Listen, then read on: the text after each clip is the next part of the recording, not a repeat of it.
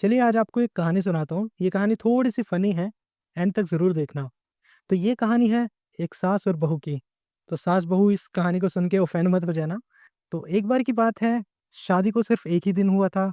Next day जब बहू उठ के आई तो उस समय बजे हुए थे 7। अब सासू माँ थोड़ी-सी कठोर है, तो उसने बहू को आते ही डाँटना शुरू कर दिया। "बहू, ये कोई समय है उठने का? 7 बजे उठ के आई हो, कहाँ हैं तुम्हारे संस्कार? क्या तुम्हारे परिवार वालों ने संस्कार नहीं दिए तुम्हें?" तो बहू ने कुछ नहीं कहा और वो अपने कमरे में चली गई। जाके वहाँ से एक लिस्ट लेके आई और अपनी सास के हाथ में थमा दिया। बोला, "सासू माँ, इसको पढ़ना ज़रा।" सासू माँ ने उसको पढ़ा। उसमें लिखा हुआ था एसी, फ्रिज, टीवी, बाइक, गाड़ी, सब चीज़, जो भी उसको दहेज में चाहिए था। अब बहू कहती है, "सासू माँ, क्या इसमें कहीं लिखा है कि आपको संस्कार चाहिए? आपने ये लिस्ट मेरे पिताजी को दी कि हमें ये सब चीज़ चाहिए, तो उन्होंने वो सारी चीज़ आपको दी ना।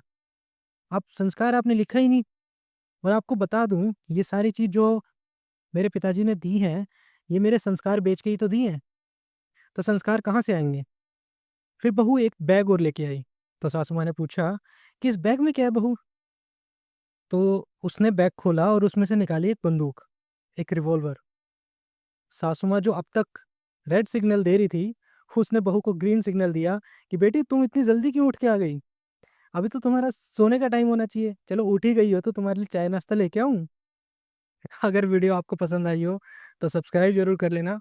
और ये था मेरा फाइंडिंग माय वॉइस का 10वां दिन, जिसमें मैं आपको एक स्टोरी सुना रहा था। मिलते हैं आपसे नेक्स्ट वीडियो में। हो सकता है कि ये एक स्टोरी हो या फिर मैं कुछ ज्ञान की बातें सुना रहा हूँ। एज़ यूजुअल जैसे सब सुनाते हैं।